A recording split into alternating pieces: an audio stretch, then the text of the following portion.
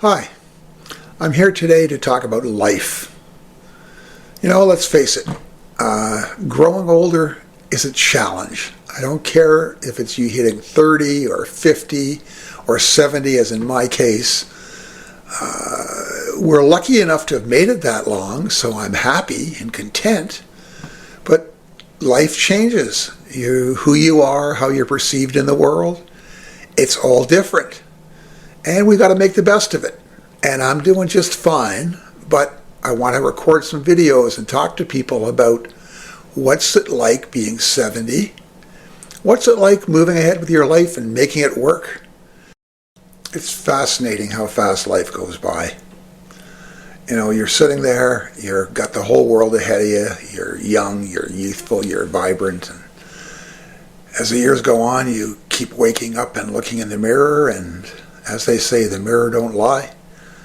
And I'm sitting here now, I'm 70 years old. It seemed there were different phases of my life. There was a time in my late teens, seemed everybody I knew was getting their own home, their own apartment. A few years later, everybody I knew was getting married. Next big phase was everybody I knew was having kids. They were all having families and moving ahead. It seems that for the last 5 years, maybe 10, it's like everybody I know is passing away and dying. That's not easy to take. It makes you stop and think about the meaning of life. Was it worth it? What am I supposed to do? What have I done? So I'm going to share some of those thoughts with you. When I look back, I'm humbled by how well my life has gone. Honestly, I don't have a lot of regrets.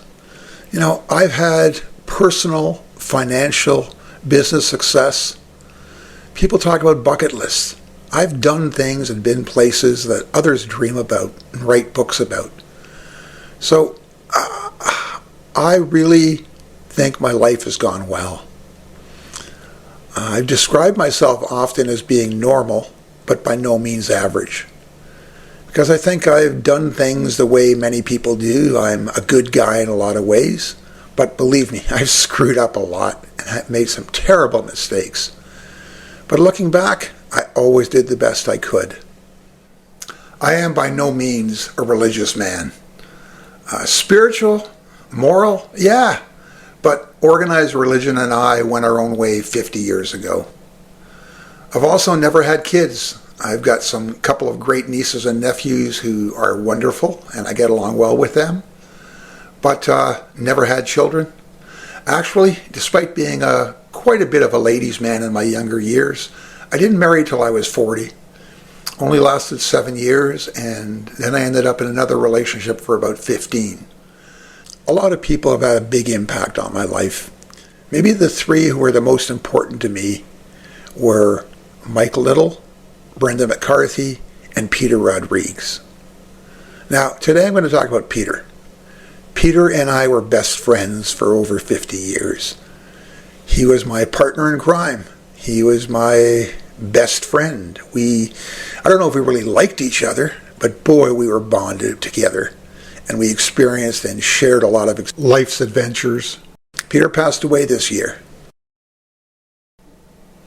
I met Peter 56 years ago when we were 14 years old. We went to the same judo club. We both practiced and studied judo. Actually, we were members of what was arguably the most successful junior judo team in Canada, maybe North America. Together with he and I, Robert Varga, David Ryan, Gilbert Hashi, a few others. Never kept in touch with any of those people. Don't really know where they are at all now. But Peter and I, we were together until he passed away earlier this year. Peter lived alone with his divorced father, Joe Justino. And since Joe didn't drive, when Peter turned 16, his dad bought him a car. An old beat-up Volkswagen, but a car nonetheless. And that made Peter the central hub of our social group. He was the one who had the car. So whatever adventures and escapades we got into, Peter was kind of the center of it all.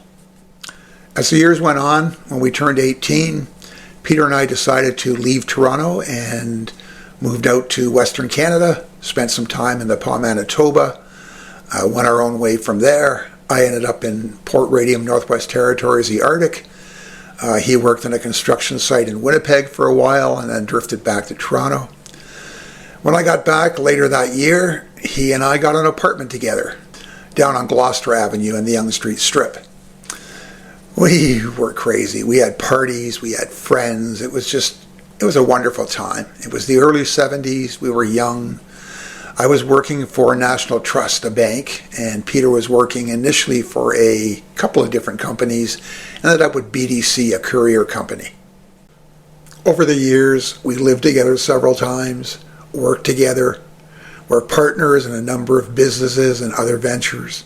Peter and I were so close and spent so much time together that more than a few people started to wonder whether or not we were actually a gay or homosexual couple, which we weren't. He was like a brother to me and really part of my family. I think he must have spent easily 50 of the 56 years I knew him having Christmas with my family. And that's why this year was so difficult when he spent Christmas with us, December 2023, and then became suddenly ill a few weeks later and didn't make it through. In January of this year, my life was going through a lot of changes. My wife, partner, Astra, we'd been together for about 15 years, had decided to go her own ways. She and her son, my stepson James, were moving to Victoria. I was staying in Toronto. So we had to shut down our business, shut down our home. There was a lot going on. I wasn't sure whether I wanted to get movers or try to do it myself. I didn't have all that much stuff. So I called up my buddy Peter. We talked and I said to him, "Look, I've got a king-size bed on the second floor. Do you mind coming over, giving me a hand and seeing if two 70-year-olds can get a mattress down the stairs? If not, I'll have to hire movers." He said, "Sure, no problem." All seemed fine. We booked the time we were going to get together, and then he called me up and said the day before that his doctor wanted him to go for some tests because of some things they'd noticed. So I said, "Sure, don't worry about it. We can do the moving another time. Look after yourself." In a lot of ways, Peter was healthier than I was. He had a better diet, he exercised regularly, had never smoked in his life, didn't drink, so things looked pretty good for him in a lot of ways. But I got this text from him a little while later saying, "My doctor phoned and told me to go to the emergency room and report that my bilirubin is 149. No delay, I'm at the Markham Stouffville Hospital." I looked it up, and bilirubin is an indicator of malignancy. Anything over 25 is serious, and anything over 100 is considered a positive indication that there is a malignancy. So Peter headed off to the hospital, and that was kind of the end of it. We went through about 3 weeks after that of watching him deteriorate, and it turned out he had pancreatic cancer. Peter's passing was devastating to me. I'd spent more time in my life with Peter than anyone else, family included. We'd been through all kinds of things, and he was the person who knew me better than anyone in the world. I could call up Peter day or night, and he could call me, and we could tell the other person what's going on, no matter how crazy or weird or strange our thoughts might be. The other guy reacted, gave their opinions. Oh, we argued all the time, but we helped each other through a lot of tough times. Peter not being in my world is really tough to adjust to. And I know everybody goes through that. We're all losing people in our friends and our family. But I don't know. It's day after day goes by, and I keep reaching for the phone. I should be talking to Peter. What would he say? All my crazy schemes and ideas. He's the guy I'd bounced them off of. And he's not there anymore. Life goes on. Day by day, bird by bird. We've got to make the best of it. I don't know personally if I've got 2 days to live or 2 years or 10 years or 20 years. I know that my days are numbered, and I'm going to spend the rest of my life looking after my friends and family that are left as best I can, trying to make some sense out of what this all meant and what it all mattered, if it all mattered. And I'm going to share some thoughts with the world, with you guys. And I hope you don't mind listening to the ramblings of an old man doing his very best to get by and to survive. Have a great week. Thanks. I'd really like to thank you for taking the time to watch this video if you're still here at the end. I enjoy making this content. I'm a 70-year-old Canadian. I've had this channel now for just over 3.5 months, and it's gone well. Now, most of my content has been political. I've been talking about the American political scene.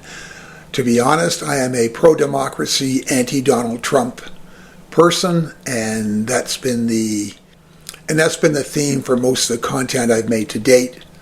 But this is also a diary and my life story, and I have lots of things to share with people. So I hope you've enjoyed it. I hope you're motivated or understanding or learning something from it. And I would really appreciate it if you'd like this video, comment on it, and subscribe to the channel. And I'll keep working away, and you can keep watching. Thanks a lot.